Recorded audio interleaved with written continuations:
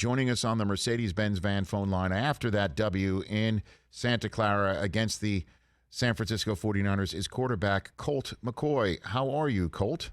Hey, I'm doing well. Thank you. Thanks for having me on. How did that feel for you yesterday? What was that like for you yesterday, It was Colt? great.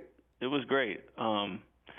Anytime you can go on the road in a division and come out on top, I think, those plane rides are pretty fun on the way home. And for me, it was kind of a crazy week. You didn't know if Kyler was going to be able to go or not. It was kind of up in the air most of the week, and just to be able to step in and guys kind of rally around me. You mentioned James. I thought James played outstanding yesterday. Made my life a whole lot easier. Yeah. The guys up front blocked well. I mean, the San Francisco's defense is really good, especially up front.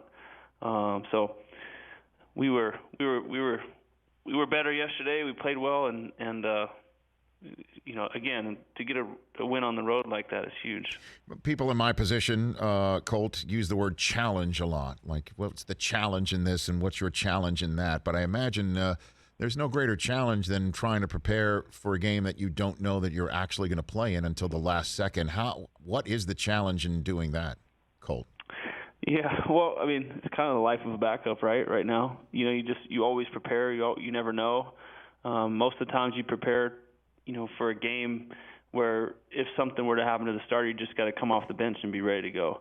This week I did get some reps in practice, but it was still kind of up in the air. There's uncertainty around Kyler. He's having an unbelievable season, and he obviously wanted to be out there and play, and so it makes it that much sweeter that we were able to pull through and get a win and kind of get back on the winning streak. And so, what was it like for you in the middle of that game? I mean, again, it's been a minute, right? So yeah, it can't be simple to just step right back in, and now you're in the midst of a significant game for you. You guys swept a season opponent, a division opponent that is huge, and certainly with a chance to get a 1 seed still. So I'm wondering what that sensation is like, if you can put us in your shoes, Colt McCoy. Yeah, well, I mean, I thought Cliff did a really good job of sort of getting me in rhythm early in the game.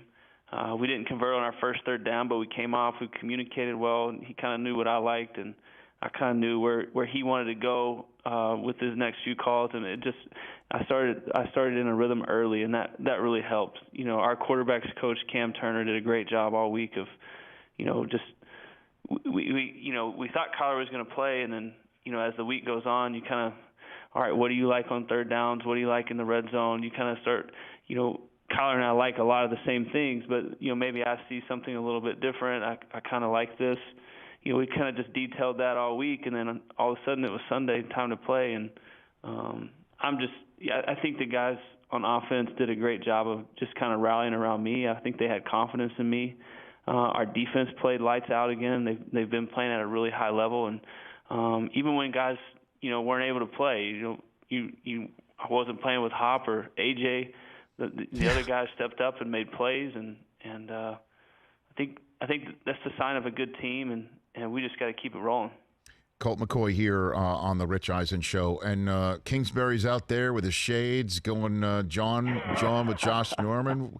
What the hell happened there, Colt? I don't know. I knew that we got a penalty, so I was thinking about how far that field goal was going to be, and then I saw another flag, and all of a sudden we had a first down. So I don't know the whole scuffle, but kind of crazy turn of events there. I know, and it's easy to laugh about it because again, it's all good in the hood now that you came up with that win.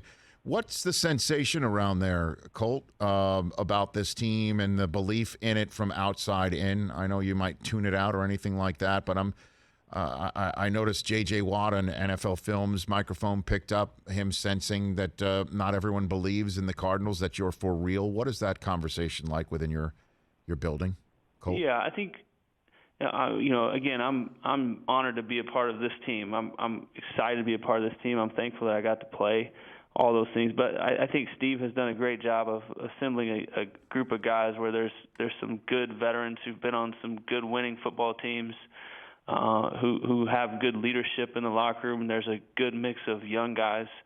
who are playing at a high level, making plays, and I think that mix, of veterans and young guys is very healthy.